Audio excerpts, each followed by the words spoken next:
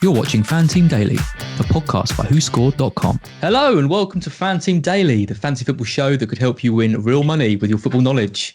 On FanTeam Daily, we'll be looking at the record-breaking Euro 2020 fantasy football tournament, which has a minimum guaranteed prize of £1 million and a guaranteed first place prize of £200,000. And it's just 20 quid to enter. Sounds pretty good. Time to introduce my guests, and hopefully this time they're not going to be fighting about Eden Hazard and Belgium defenders. First up, fantasy football royalty, Ben Dinnery. How you doing, Ben? Really enjoyed the first episode, so looking forward to getting things kicked off again tonight. Absolutely. And we've also got with us Jake Gallagher, who I'm guessing is going to mention his 113th place FPL finish again. Come on, Jake. You know you want to. Yeah, it was a good season, wasn't it, that one? Yeah. No, I'm good. I'm good, thanks. I'm looking forward to this one. Let's hope Ben and I can disagree on a few more issues and give some of the viewers some good insight to winning this prize. I'll just try and poke the bears as much as I can to get you great. Down. So I guess we should start by just saying what is FanTeam Daily and what we're actually doing on this show. FanTeam have got a Euro 2020 fantasy football game, as I mentioned, with £1 million in the prize pool.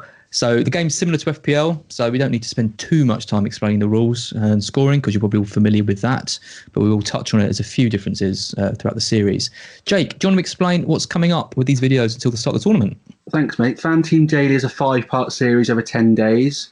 We began on Wednesday and we'll have a new episode that drops on YouTube every other day right up to the start of the tournament when the tournament kicks off. In each episode, we have a different theme or topic, and today's topic is the WhoScored Top Rated 15. So it's basically the perfect fan team squad that you can possibly assemble with the £105 million that we're afforded. As always, we'll be giving away free entries to this game, so keep your eyes and ears peeled for that later on in the show. So I'm pretty excited for this because I am all about the stats.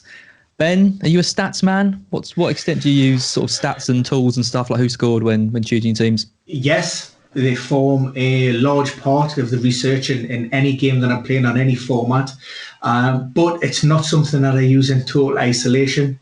I think context is key, as with everything, and I think you can't beat the eye test as well. Jesse Lingard. Yeah, I mean, you look at some of them numbers and then it just doesn't correlate exactly with what I'm seeing with my eyes. And, I'm a Taurian, I'm stubborn. And if I don't agree, I'll dig my heels in and I will just go the opposite way. But look, they're always great to give those little bits of insights, those pointers in the right direction. And yeah, I think that serves as a good sort of yardstick for me to base all of my research on. It's when you've got the perfect storm, isn't it? Like you watch a match, you think, oh, that player looks great. And then you check out the stats and they just confirm they're having shots, touches in the right area. The heat map looks good. That just kind of confirms the decision for me. So yeah, I'm definitely with you on that. Jake, top rated 15 from WhoScored. What is it? Yeah, so we at WhoScored, we created a team, the best 15 players you can possibly pick according to our ratings at WhoScored. Based on last season. So basically what we did was we put all the players available into a big computer, gave us a list of top rated players from their club form, it should be stressed, from their club form last season, just due to the data available to us, right? I should just caveat too, the players that we had available on this list are 20 or more appearances to their name. So a good amount of data available. And you'll see the viewers on screen will be seeing this selection now. We went over budget by 13 million, and I'll explain why we did that in a second. But just first of all, yeah, exactly, of course. I'll just run through the team. So in goal, and I hope I don't butcher his name, we've got Kakir, who represents Turkey, had a great season at Trabzonspor. Across the back line, names we're more familiar with: João Cancelo, Kieran Trippier, Borna Barisic at Rangers. And then on the bench, two well-known names to the guys on Merseyside, Luca Dean and Emre Can.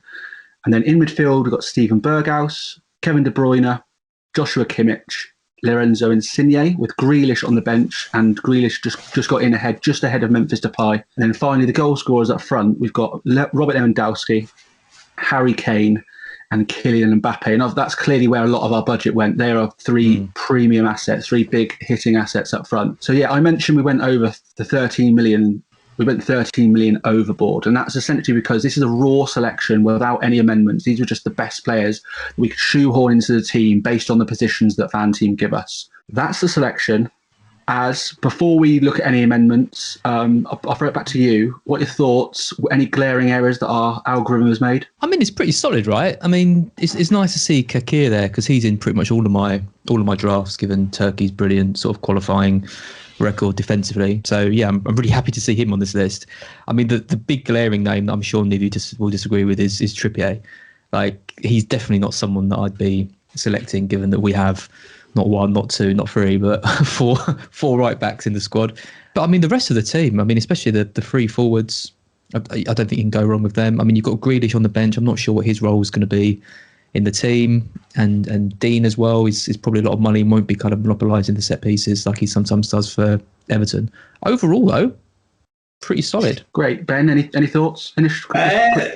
The two standouts for me, I'm looking at KDB. You know, we talk about context. You kind of deny his quality, but we're looking at those group stages and kicking things off in question marks over his availability. You know, there's a big chunk of change tied up in him at the 12.5. And I'll also, you know, for those that listen to episode 1, I have one or two reservations about Mbappe. Again, domestic form unquestioned for PSG, but it's 13 million in a really tough group when there are, I believe, much better options at 1.5 million less in Lukaku. You know, I think those are the two players that, you know, I would look at maybe in question at this point.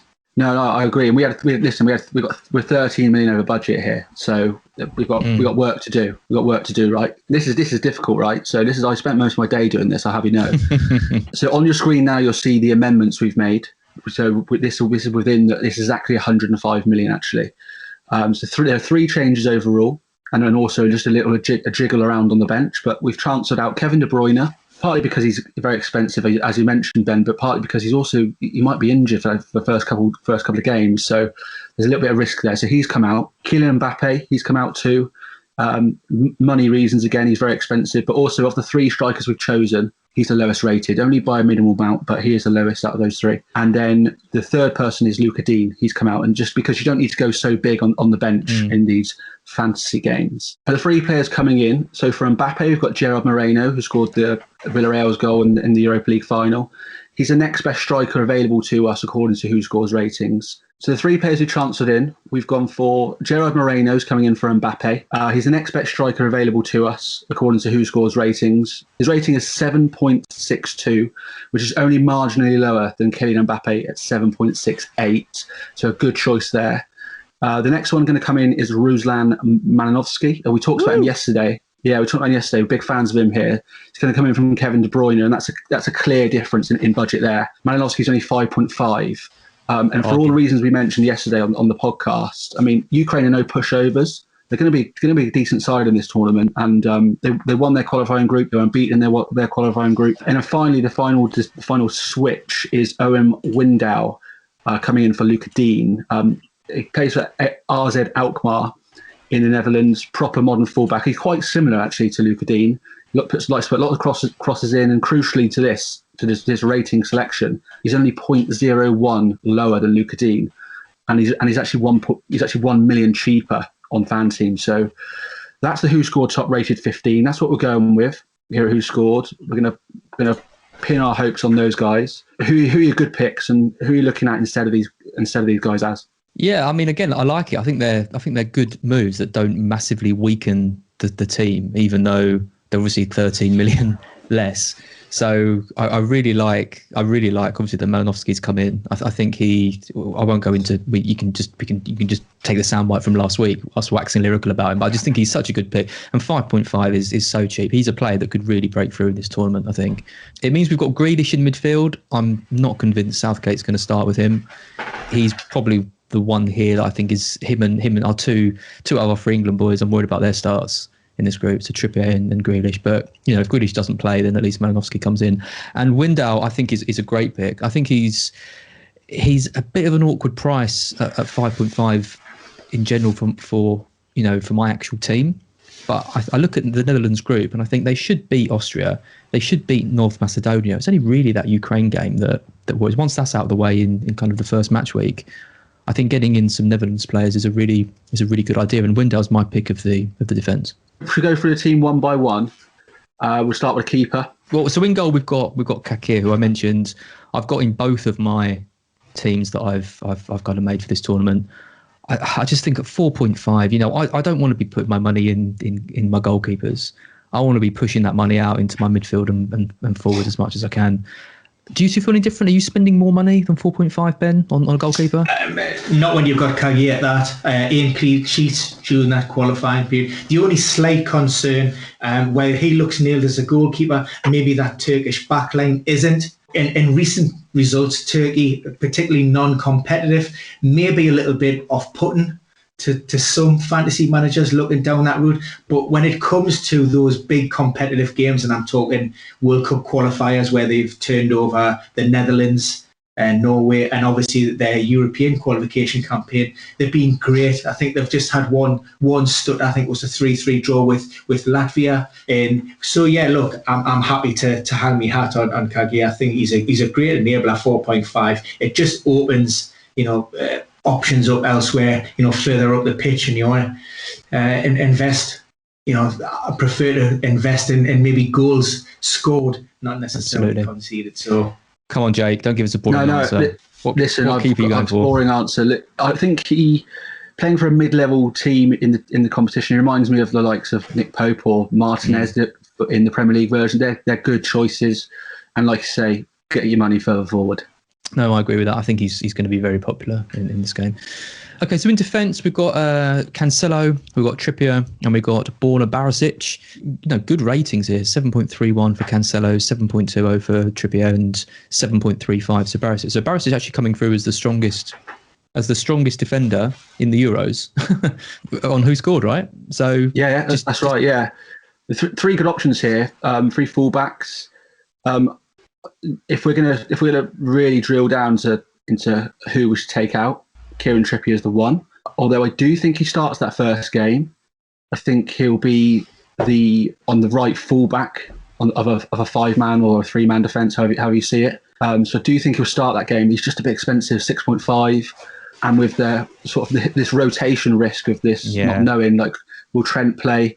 Will Harry Maguire be fit, and therefore Kyle Walker comes out of that back three? There are too many options. He's a good player, and I think back to the World Cup when he scored that goal in the semi-finals, probably the best minute of my life that was. But he's not going in my team. I rate him. He's had an amazing season at Atletico. There's no doubting his quality. It's just you need to be picking players who are nailed. I mean, on the other side as well. I mean, I thought Shaw was pretty set on that left, wing back spot. But then Chilwell's been playing at left wing back for Chelsea, and he's just won the Champions League. So even on the other side, there's just so much risk. Cancelo's interesting because he's got a rating of 7.31. His form massively tailed off towards the end of the Premier League season, to the point when he was at one point, I think he was Man City's best player, and then not even starting in the Champions League final was quite a surprise. What did you make of that, Ben? I want to throw a spanner in the works here, and I've actually got Cancelo as a player that I potentially would move out. Trippier, for obvious reasons. A risky punt. There could be an argument, if we're going to go down the route of the group stages is where you make all the hay when all the sun's shining, then you could, if you wanted a risky punt, maybe double up on England. But, for the reasons you've just outlined, we're not necessarily, we haven't got 2 defenders nailed down in there. And I looked at Leonardo Spinazzola from Italy. I'm sweet on the Italians. Great name as well. Fantastic. He comes in at 5.5 million, so he's £1 million less. And I'm looking at that group, I'm looking at that Portuguese, group, and there's some tough fixtures in there. They've got France. We're not expecting Germany to do much, but it's Germany at the end of the day. And will they come to the party? Joachim Löw's, final tournament, as national team boss, we don't know. So that's a slight concern for me. And echo those thoughts around, just his fall from grace at City during this, the latter part of the season. I think Spinoza offers a little bit more of an attacking threat. I think he had 6 goal involvements for Roma this season, as opposed to maybe a Bonucci or maybe a Chiellini, who are in and around, that £5.5 million mark. And again, I just see that £1 million in the bank and invest that further up the pitch as well. And I see maybe Italy as being very tight defensively, particularly in those maybe first couple of group games, and there's possibility, strong possibility in my opinion, of clean sheets. Talking of Italy and clean sheets, then what we think about Donnarumma? He's a lot. 6 million. when you compare him to Kakir, he's a lot of money. He's someone who I think is going to be really popular. I wouldn't be surprised if he was the most popular goalkeeper in the whole thing. The only thing I'd say about Kakir, you look at their group, the teams they're playing. I can see, I said this about Belgium yesterday. I can see teams scoring against them. But, Italy will score.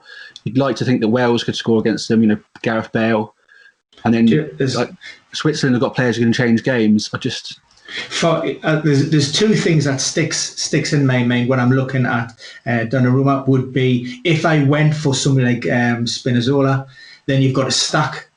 You have a stack hit for doubling up on defensive options, and then look, even at 4.5, you're not expecting to be a world beater, and you're not necessarily expecting a lot of clean sheets, but you've got save points in there as well. At 4.5, you know what? I'll take my chances on not necessarily keeping a clean sheet, but at least getting a few save points in there. This is the thing. Yeah, I mean, with Italy, Italy keep a clean sheet, you're going to get 6 points from Donnarumma.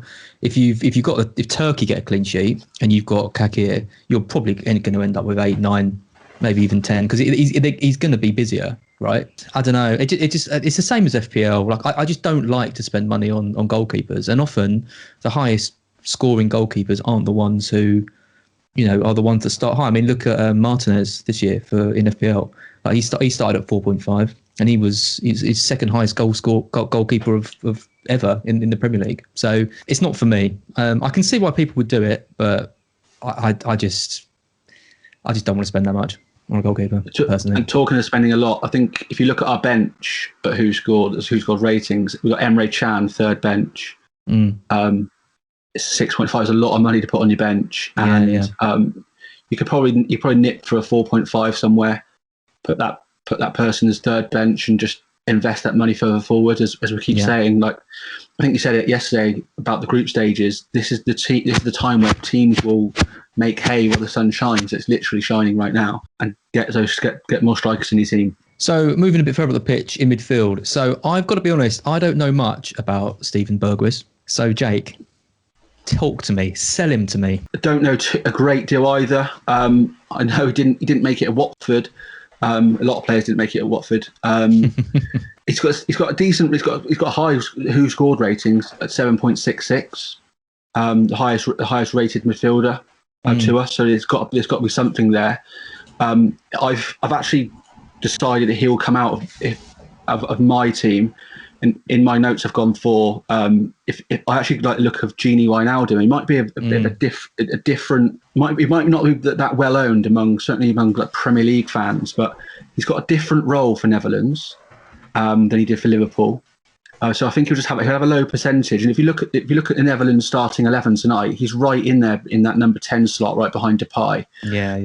He's got a very good record at international level. It's 22 goals in 73 caps, just one fewer than Memphis. That is. So I think he's quietly a good option. He is 0.5 more than Steven Berghuis, but I do think we'll get. He's more experienced, so we'll get more from him.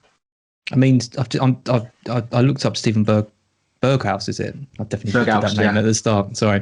I mean, 31 appearances, 18 goals, 14 assists, and this is a right winger we're talking about. So, I know it's in the kind of Dutch league, but that's an unbelievable return for a right winger, isn't it?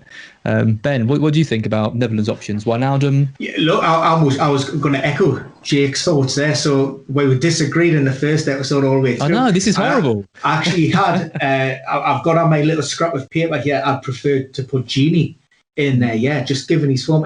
He's a different beast, isn't he, for the Netherlands? We talked about shifting that mindset from what you might see domestically, particularly in the Premier League, to what actually happens on an international stage. And you hit the nail on the head with that one. And it's hard to look past that record. You look at the group as well, and although I don't particularly fancy Netherlands to do anything, great in the tournament, they should have more than enough for really anybody in that group. And, if you can maximise your returns during that stage, it sets you up for those, that knockout phase really well. I really like him. I mean, you just have to look at the heat maps to see the difference of when he plays for Liverpool at a club level than when he plays for the Netherlands. I mean, he's just so much further up the pitch. Like that, he's just tasked with so much. And you look at these players, you think, Depay isn't a player who's going to operate like Harry Kane and drop deep and help things out. He's going to be spearheading every single thing that goes forward. I mean, they've got a really, really attacking side. So I do think they'll score goals. And I think, against Austria as well, I can't see them. I can't see them keeping out. I definitely can't see North Macedonia keeping them out. It's just that first match against Ukraine that's tricky. But yeah, no, I like the Netherlands for the groups. I think their players are going to do really well. Agreed.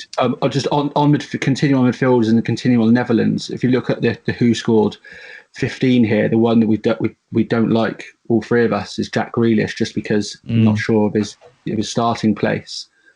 And I mentioned right at the start that actually Depay only missed out on this 15 by minuscule amount. He's actually 1 million cheaper than Jack Grealish. I think that's a no-brainer, really. We mentioned yesterday he's on penalties, free kicks, throw-ins, handing out the oranges at half-time. Like this guy, he's their talisman. He's good value too. So, and don't forget that shot. Getting points for shots. Getting points for shots. Yeah, the new rule. He loves it. He's not afraid of it. No, he's definitely not. No, he's an absolute locky in my team. I mean, the next one on this list is Kimmich for Bayern Munich. He's got a brilliant rating, 7.57. He obviously absolutely fantastic player. I mean, his records. The trouble is he's one of these. To me, he's one of these players who unbelievable player, not someone to really consider in a fantasy game. I mean, 4 goals, 10 assists.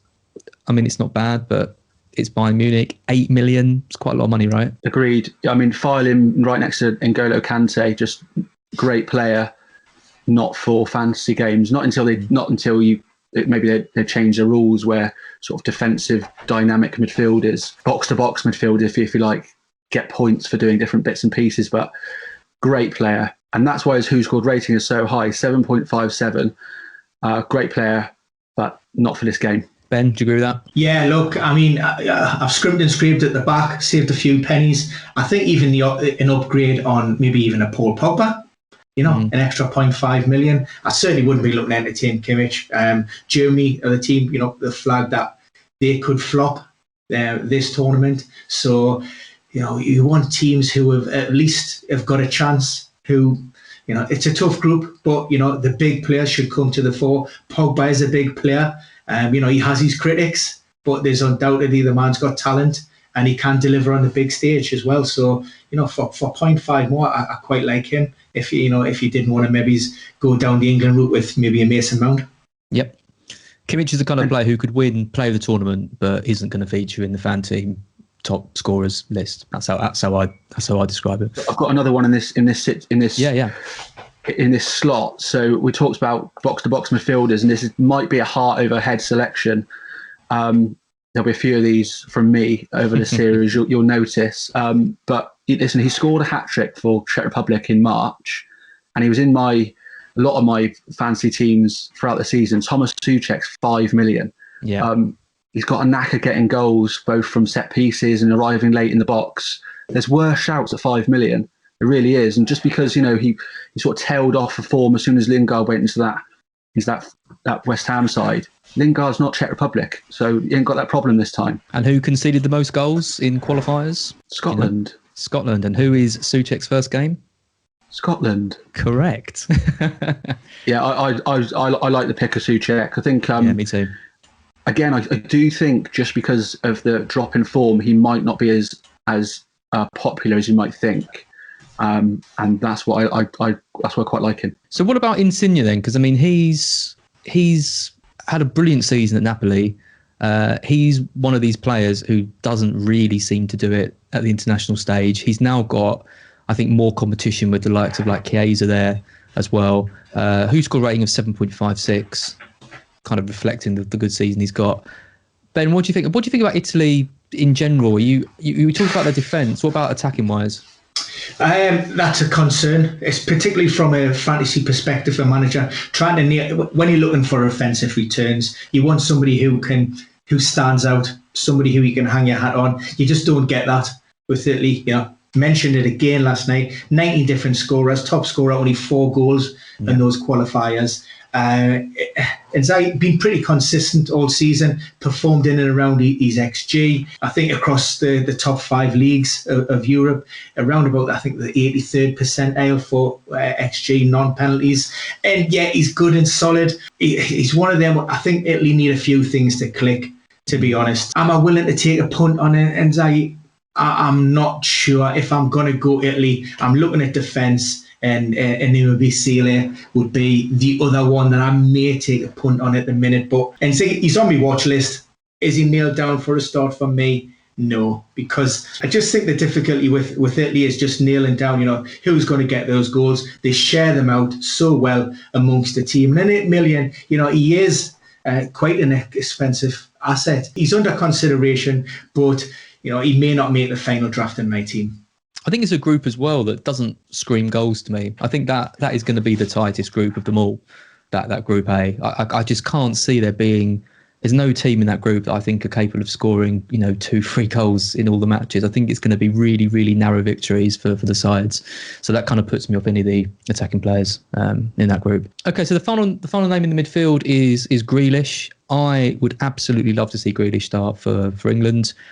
I don't know where, though, because I think, realistically, he's only going to play left wing. And I think I'd probably rather see Foden there, because I think Sancho's got that right wing nailed, right? Kane's up front. You've got Mount, Bellingham, Rice probably in midfield. I think I'd go for Foden personally on the left. Jake, what do you think? Would you like to see Grealish? Would you like to see him over Foden? Not over Foden. Foden's got something extra, very classy. I do like Grealish. I do think I've got a feeling for Grealish that he's a better player. Like when he's in a small pond, a big fish in a small pond. I feel like when he's the talisman, when he's the focal point of the team, I feel like that's when he'll really shine. And putting him in the England side where there's more quality around him, I don't know necessarily. Some players, for whatever reason, just don't sort of recreate that club form. See, I disagree with that. Good. Let's have it. Well, I just think he's class. I think he could play. I could think he could play at Man City. I think they could stick in the Man City side, and you wouldn't know that he was, plying his trade at Villa for all the years. I think he would just fit seamlessly, and the way he carries the ball is one of the best I've ever seen. I think he's been so good for Villa. He deserves a move to no disrespect to Villa fans, but he deserves a move to a top club. And I think he'd perform there as well, personally. I think Ben, come on, you got the signing vote. No, you know what? For me, I'm leaning towards you tonight, and I'm probably going against you, revert to type. I was talking to a few guys a while back when Jack Grealish was on loan down at Notts County, just a young lad, and they said, they were playing against hardened professionals, some real veterans of the game, and Jack was outstanding. Head and shoulders, wasn't afraid to carry the ball, wasn't afraid, was comfortable, and even at that sort of young age, still learning, plying his trade and still learning his craft. He was able to take the game by the scruff of the neck and still dominate. And I just see that he's just growing and growing, and I think he loves to be the centre of attention. He loves the spotlight. He's got that arrogance, isn't he? Yes, and what they all need. The only slight concern for me is we're coming off the back of this injury, which is load related in essence, and it's there's nothing official, but I think it probably stemmed from the fact that they had this disrupted period, COVID, which involved the intensity of training away, and that needs to be managed. Is he 100%? I'm not sure. Again, we're talking about playing games at the highest level in quick succession. Now, it may help the fact that, Gareth Southgate may manage Jack a little bit, and he's by no means a guaranteed starter. And for that reason, he wouldn't be in my fantasy team. But, as a talent, I think he's got a massive, massive future ahead of him. I really, really like him. Yeah, I think this tournament could be the breakthrough of either Grealish or Foden. I mean, they're already breakthrough stars, right? But this could be the kind of the next level for them if they're trusted and if Grealish is fit, obviously. Okay, so up front, I mean, we've got two particularly heavy hitters up front in Lewandowski and Kane. I really like them both. I think Poland's group is good. And I think, the first game against Slovakia, I wouldn't be too surprised to see Lewandowski the top scoring player in match week 1, just because of that Slovakia game. Belgium have got Russia, and Russia aren't pushovers, I don't think. Kane's got Croatia. Again, I think that's the toughest game for England in the group. I really like the look of Lewandowski in that first game. I just can't quite stretch to him, I don't think. So I'm probably going to go for Kane, Ronaldo and Lukaku. Jake, what do you reckon? I really want. I worry about him. That's a lot of money in the front line. That yeah, it is. Hopefully, with the money we've saved by taking out people like Emre Can, Grealish for the Součeks, you can get them in there. Yeah, Harry Kane's a shoe-in. I do think that Croatia will dig in. I think they'll be difficult to beat. They always are. But obviously, Lewandowski's got the highest rating of any player that we're allowed to.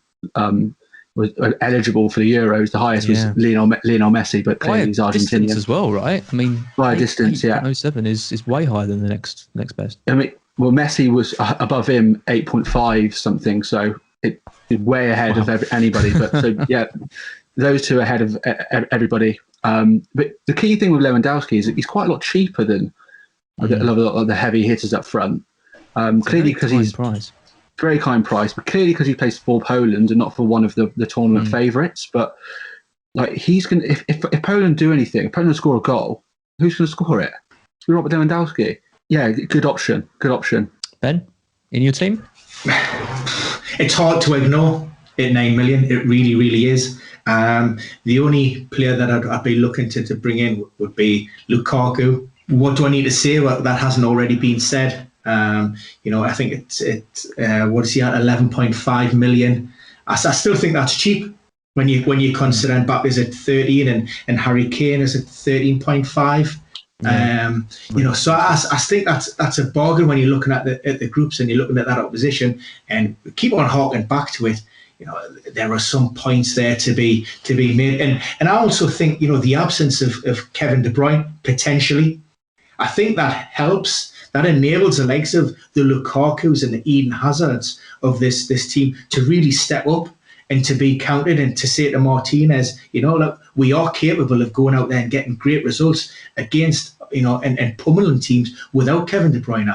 And there's no need to rush him back. Let's keep him for the knockout stages, and we'll go out there and do our stuff. And that's why I'm really, really like Eden Hazard as well. Not You're so much really as putting your hat on Eden Hazard this tournament. I'm impressed. No, I just think for me, there's a lot of criticism he's faced, since leaving Chelsea. And if he wants to go out there and prove himself on one of the biggest stages, then this is a prime opportunity, for him to do so. That he's still got it in his locker. He's a lot of money. He's in that forward pod. Do I want to double up on Belgium in attack? And then Lukaku 11.5 and Eden Hazard 11 million. It's a big shout. It's a big push. But I certainly wouldn't rule it out. And if I could maybe squeeze a Harry Kane in there and go with those three, then I'd be a very happy man. Just coming back to Lewandowski quickly, I mean, one thing I'm thinking of doing is kind of banking myself a transfer for game week 2, because in game week 2 Poland play Spain, so obviously that's a much tougher game than Slovakia. So what I'm thinking of doing is either leaving some money in my bank and bringing and swapping Lewandowski out in for that game week 2 match for someone better, so a Kane or a Lukaku, whoever I don't go, because I do think out of those 3 options in the first week, Lewandowski is the strongest for me. Or I could do it the other way, and I could start with Ronaldo, for example. He's got the easy game first of all against Hungary, and then I could downgrade him, to Lewandowski if he hit the ground running. So I'm just thinking of ways. I just worry a little bit that Lewandowski is the one that could kind of get away, and I'm trying to kind of have in mind ways of getting him if I wanted to, or alternatively if he didn't perform in that Slovakia game, ways of taking him out. Jake, would you think of leaving some money in the bank for upgrading? You mentioned leaving money in the bank last week. Yeah, I did. It's a good tactic for flexibility. I don't know if I like the idea of planning a transfer. You'll just find yourself having an injury, and all of a sudden you've got 2 things to do.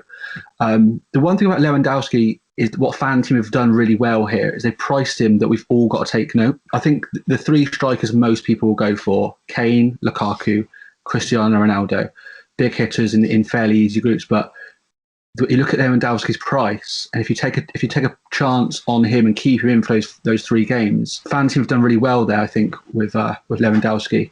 I'm talking myself into him as well. Yeah, I want him now. I have been. I think with Lukaku, I'll find a way of squeezing him in, definitely. Ben makes a compelling case, not so much for Hazard, but certainly for Lukaku. Just on Lukaku, he at 7.47 on the WhoScored ratings, he's actually quite low compared to a lot of other strikers. He's lower than Thomas Muller, Karim Benzema, Ronaldo, Kane, Mbappe, Gerard Moreno, Lewandowski. So he is a little bit lower rated, but Belgium's group is weaker, and we've said it.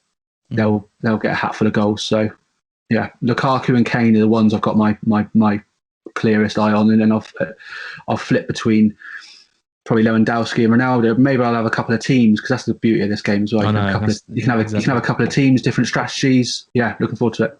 Yeah, I mean, so Harry Kane is the next highest rated from WhoScored, 7.78. Had another great season for Spurs. Surely going to be off, I would have thought, in the summer after the Euros. My guess would be City, personally. Fair play to him.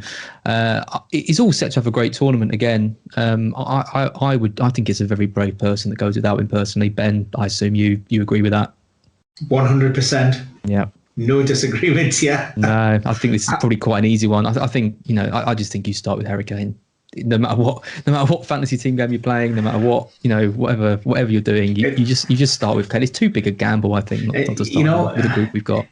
And even if he doesn't return, the majority of people out there are going to have him in the team anyway. So you ride together, bad boys for life. Yeah. So Gerard Moreno, he's another one on here. So, gone are the days of the likes like David Villa and Fernando Torres, Europa League final winner. Spain's squad doesn't look like it did 10 years ago when they were winning everything. It's, the likes of Ferran Torres, they're putting a lot of stock in, who barely plays for Man City.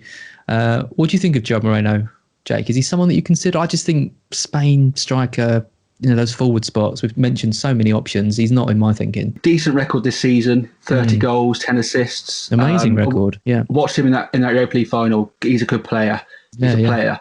But I agree on Spain. I think you mentioned Ferran Torres, but he doesn't play for City. Who plays for City? Like the amount of Pep rotation, they barely play any of them. Good rating from WhoScored, 7.62, 8 million. Again, he's priced quite nicely. And Spain will keep the ball and they'll play their bits and pieces and square it across to someone. Is it going to be Gerard Moreno? Possibly. 8 million again. It's a good price. It's one that you have to consider at some point. It's tempting.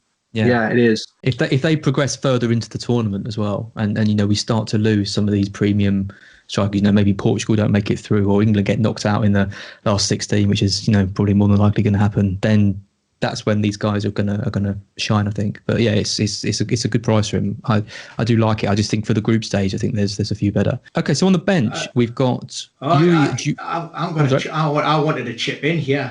Sorry, Ben. Yeah, please do. Please just look.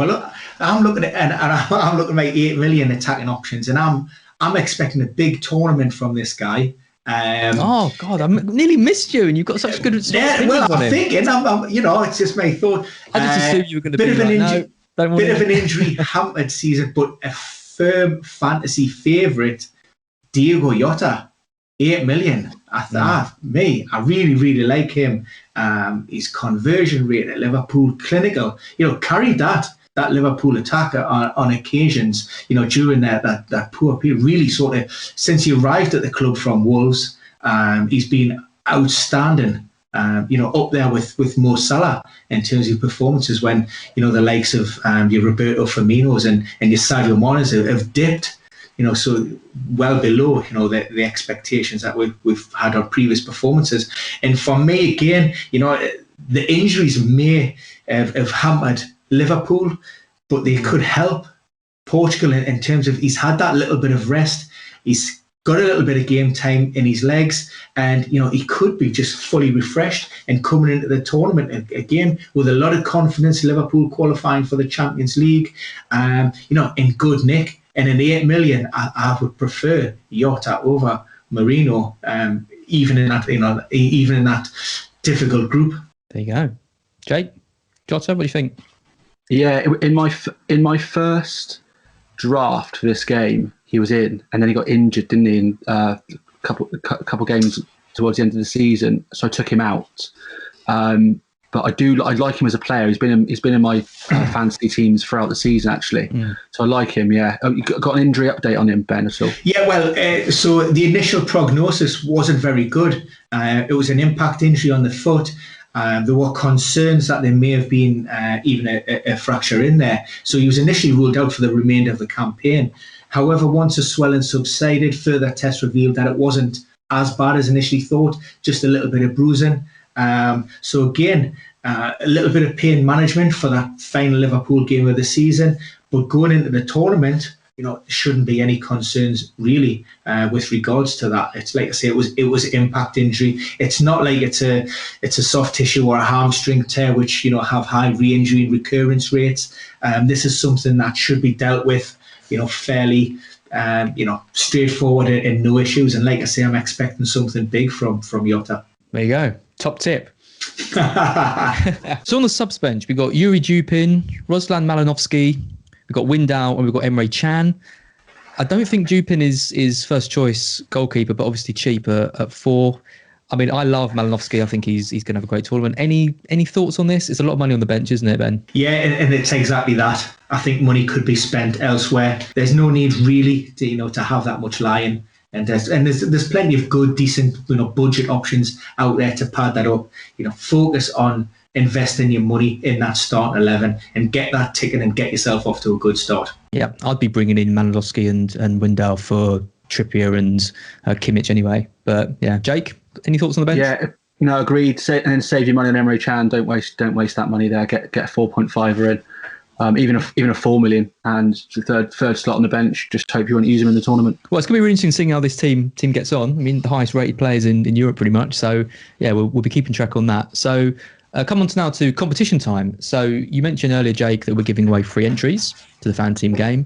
And we ran the competition last week with a very easy question that I'm sure everyone knew. So again, I think it's getting a bit harder now, but it's going to be another question.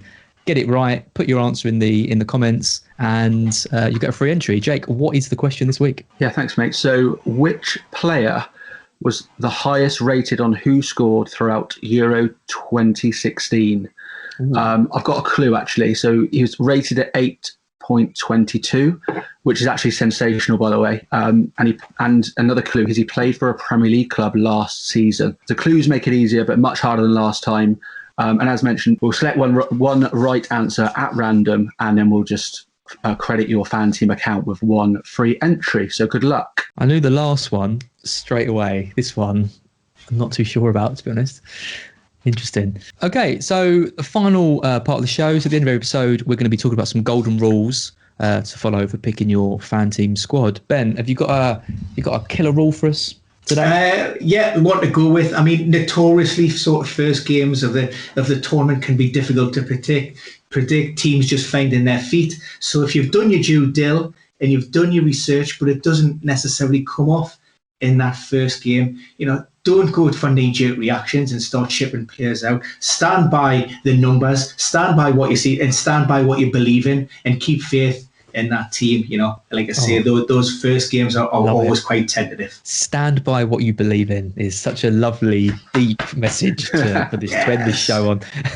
Jake, what have you got for us? My golden rule is to just be your own manager. Oh, we got really philosophical tonight. I don't mean, put your head down, don't read the stats, don't watch this show, don't, do your due deal as Ben says.